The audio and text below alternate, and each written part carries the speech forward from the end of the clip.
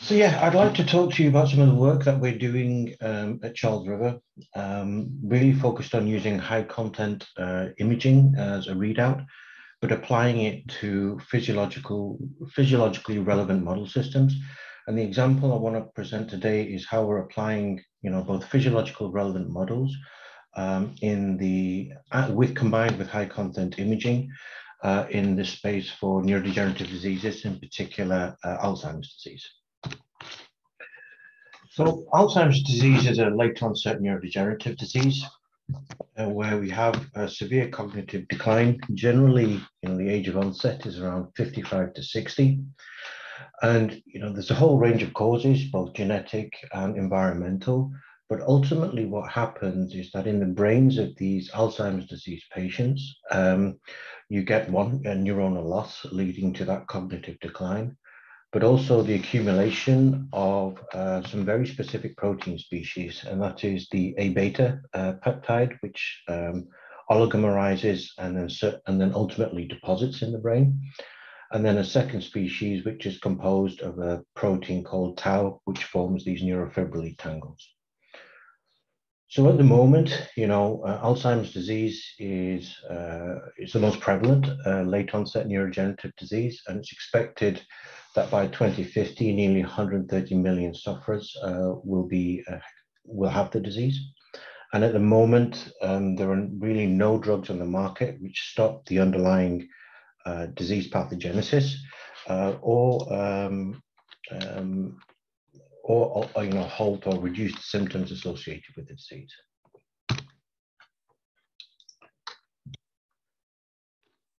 Over the years, Alzheimer's disease has been identified quite a while now, and certainly the genetic causes have been known for quite a while. There have been a number of therapeutic strategies which have been used to try and identify targets, but also pathways which, if modulated, could potentially delay or stop the disease. And most of them are primarily focused on stopping that production of that key peptide, the A beta peptide, which deposits in the brain of these sufferers. But unfortunately, virtually all the clinical trials have failed. And, I'm not going to discuss the potential reasons for all the fails of these clinical trials. But ultimately, one of the things is that we could be, targeting, A beta or production of A beta is not the correct target. And also the therapeutics, the way we're identifying the therapeutics in cellular models is perhaps, historically not the best way to have done it. So, previously, certainly before the advent of IPSCs, or the discovery of IPSCs, we were using immortalized cell lines to try and model a neurodegenerative disorder, a late onset neurodegenerative disorder. So we're using HEKs, SY5Ys. So these are an immortalized kidney cell line and a neuroblastoma. So they're useful tools, don't get me wrong, and are still quite, used quite prevalently within the CRO world and certainly within drug screening. Just because they are easy to grow at scale and are quite robust. And I think, we had the talks from the cell painting consortium earlier, and you can see immortalized cell lines like U2OS and A549s are still widely used and have, scientific value to them. But overall, to try and capture, some of the really complex neurodegenerative aspects of Alzheimer's disease, they may not be the best, and we could actually be missing a lot. So, since the discovery of these IPSCs, the question has become for the field: how do we implement these cells in a early discovery pipeline and actually use them to their full utility? Well, before I joined Charles River, and during my academic days, we were stuck with, well, we weren't stuck with, using small molecule approaches to try and differentiate these IPSCs to a relevant cellular model. So here's an example of one that we still run at Charles River. So this is the differentiation of IPSCs to cortical neurons using almost a 90-day protocol to get there. Now, it's good, we get the correct cell type, but there are issues. So it's a multi-step protocol. We need lots of different reagents with many manual steps. And quite, to be honest, we have good data from these types of neurons, but if you really wanted to use them in a drug discovery setting, and certainly with high throughput, high content imaging, the variation that you observe from batch to batch, from differentiation to differentiation, makes this approach difficult to scale. And there are companies that can do this. For example, Fujifilm are well capable of doing this. But again, you do have this inherent variation that you observe in this differentiation. So some very smart individuals worked out that actually, you had reprogramming to convert a cell type back into iPSCs. So why don't we try going the other way? So here on the left is just an example from the Sudoff lab, where they overexpress transcription factor NGN2, and then within a short amount of time, so generally 7 to 10 days, you get at least a cell with the neuronal extensions. And if you continue the maturation, you get a quite accurate model of a glutaminergic neuron. Since this kind of publication, the field has accelerated, and they've identified sets of transcription factors to differentiate iPSCs to a variety of different cell types in a short amount of time, with the goal being that you could actually get a much purer and more reproducible and consistent population of cells when you differentiate these iPSCs.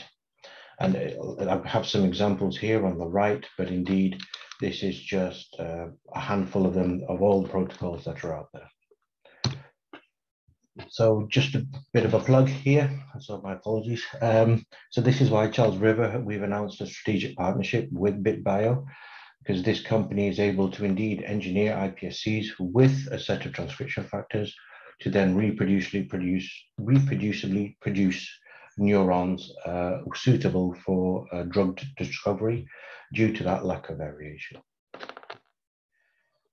So going back to the Alzheimer's disease story, what we did here is actually we took the iPSCs from healthy individuals and from Alzheimer's disease patients, transduced them with a lentivirus inducibly overexpressing NGN2, and then not surprisingly, differentiated these iPSCs into neurons. As you remember, using the small molecule approach, this would have really taken us 60 to 90 days just to begin getting some data.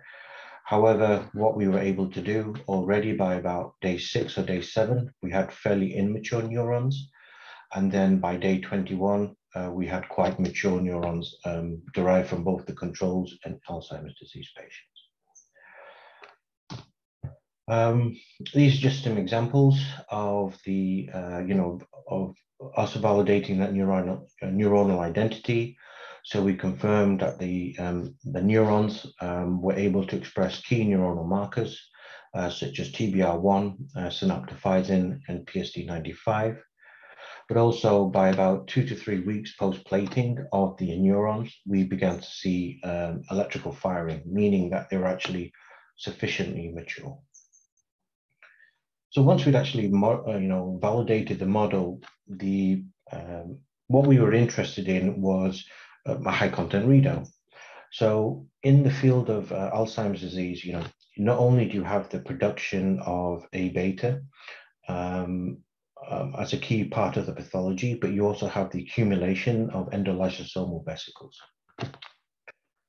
What we did is we, differentiated these iPSCs to neurons, and at multiple time points in the differentiation, stained for various vesicles. So we had endosomes that we were stained for, and those were in the FIS channel, and then also we stained for a lysosomal marker, which was in the Cy5 channel. And what we then did is just developed an algorithm to quantify a number of different features to understand if there was a difference between the healthy and the controls. Ultimately, what we came down with was that actually the healthy controls at least had quite a what should we say diffuse expression of these vesicles within the cytoplasm. And when you had these AD patients, they were no longer so diffuse, but they began to clump together and aggregate in a paranuclear region. And we observed this in at least one of the disease lines. And actually, the disease line also had deficits in calcium flux. So in combination of using a physiological relevant model, a reproducible method to differentiate these IPSCs to neurons, and then using a high content readout to look for phenotypes that were relevant to the disease, we were able to develop an assay that was suitable for screening. And this just really highlights kind of the approach that we were taking, in that, not only did we see this paranuclear aggregation of these vesicles, what we could also see is that there were aggregation of another type of vesicle within the axons. I guess this is the beauty of high content. You can really just, stain for quite a few things. I think cell painting is a perfect example, and then just take a look to see what is going on. And in this example, what we saw was that there were axonal accumulations of these vesicles, and specifically within the synaptic structures. And that's exactly what we observe when we analyze post-mortem material from Alzheimer's disease brains. I do realize I'm over time, but I'd just like to finish really quickly. And again, I think that just speaks to the power of high content, is that, you fix your cells and you stain them and you quantify the images, but you have a lot left over. You have the supernatant that is coming from these cells. And actually what we developed is a system where you get a lot more information from a well, essentially. So not only are we looking at phenotypic readouts, such as your vesicle aggregation, but also neuronal death or neuronal damage, as you can see on the left images here, when neurons are exposed to A beta. But we've collected the supernatant and started to quantify various biomarkers which have been associated with the disease. So for example, we look at neurofilament light chain, which has been reported as a biomarker for disease severity in Alzheimer's, and also the accumulation of that second key protein within the supernatant, which is tau. So on that note, I will finish. I'll skip over the next slide. So if there are, the questions are later, so I'd just like to thank you for your attention.